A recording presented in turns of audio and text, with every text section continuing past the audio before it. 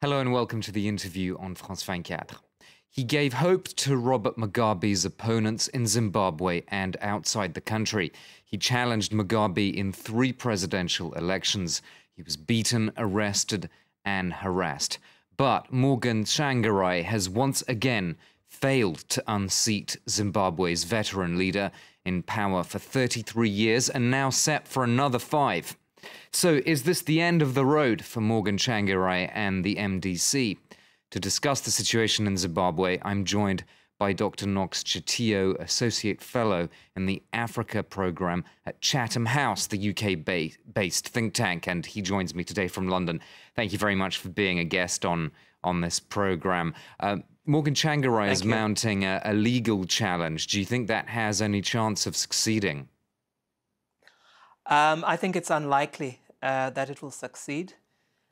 It may succeed in perhaps changing 1 or 2 results, but in the overall scheme of things, it's not going to change the process now. There won't be a rerun of the elections, I don't think. Is that because the margin is too wide or because of the nature of the justice system in Zimbabwe?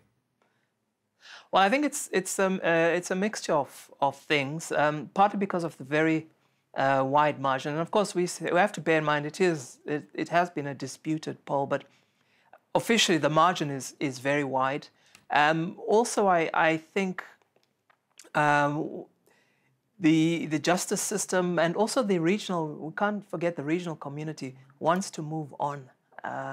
So there's going to be a lot of pressure both inside and outside, not for the elections not to be rerun and for a new government to take place. So we're going to see legal challenges which will be heard, as is certainly provided for in the new constitution. 1 or 2 results may be overturned, but overall the election itself won't be overturned. You mentioned an important point there about regional groups wanting to move on. Why do you think that's the case?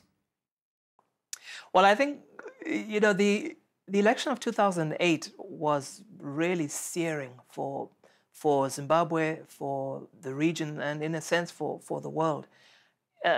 Going into these elections, it was very clear, particularly from a regional perspective, they did not want a rerun. And in some ways, for the region, the election was possibly as much about stability as democracy. So they did not want a very close result, which would lead to a possible rerun, particularly in the presidential. I think they wanted a decisive margin for once, either for Tsvangirai or for Mugabe. And that has been delivered. When you say stability before democracy, what do you think is the understanding of stability then in the AU and SADC, the Southern African Development Community? Does it basically mean keeping Mugabe in power? Is that stability, do you think, for them? Well, I think what it really means is that, as I've said, in 2008, the electoral rerun was a very violent, very messy affair, which ultimately led to the coalition government. I think there were worries that a very close result and another rerun would have led to a repeat scenario of 2008. And of course, there are also elections coming up in the region in the second half of this year in Madagascar and so on and so forth. So I think the region did not want to have a very, very tense political situation going on in Zimbabwe at the same time as there are further elections going on in the region. The region essentially wanted to kind of close the book on Zimbabwe and kind of move on to other pressing concerns. So in that sense, there's a continental context that that regional organizations want to see peaceful elections above all. That's almost the most important factor. I think that was the key criteria. Obviously, democracy is important. They did want to see, and the region itself has made clear some of their unease about the electoral irregularities. But beyond everything else, I think they wanted a peaceful vote going into the election and a no runoff situation after the election. Dr. Chitiyo, let's have a look a little bit at the record of the MDC. Some say that it has to take a share of the blame for the situation today because it was in government, well, for almost 5 years. Do you share that view, or do you think they were just up against an apparatus that they couldn't change, even within government? Or could they have changed it? Well, I think we have to give credit to the MDC and be fair to the MDC.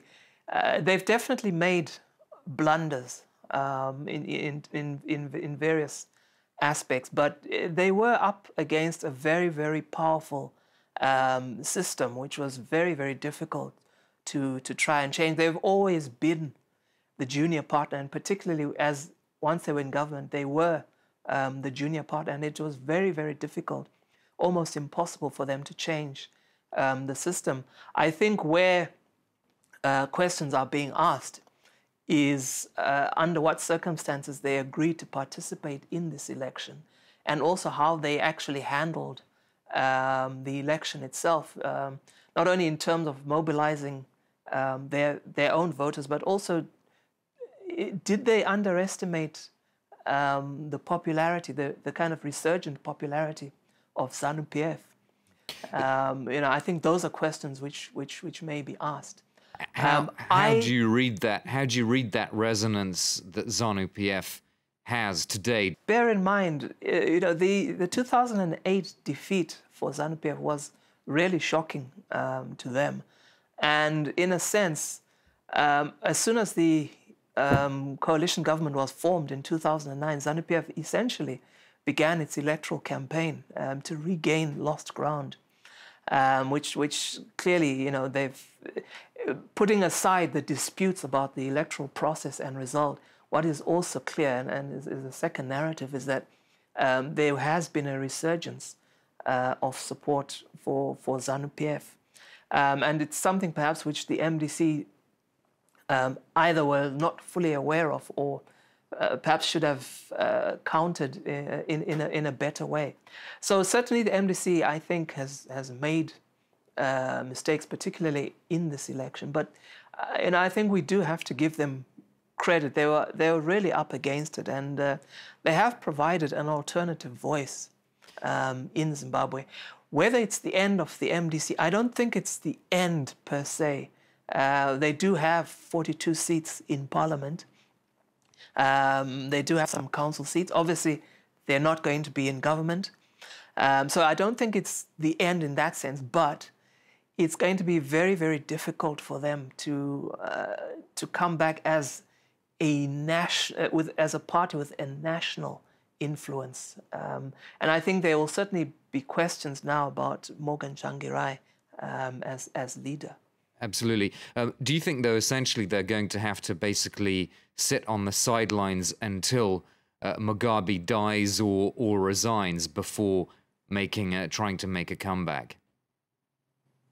Well, it's a little early to give a prognosis of exactly what's going to happen, and the opposition in Zimbabwe is more than just the Tsvangirai MDC. There's the other MDCs and so on and so forth. But I think what's going to happen is that the terrain of opposition politics in Zimbabwe clearly has been changed by this. So I think we may see new formations, we may see some new ideas and strategies going forward in which the MDC will possibly be part of it. But clearly there's a new political and electoral and opposition landscape which the MDC has to take into account.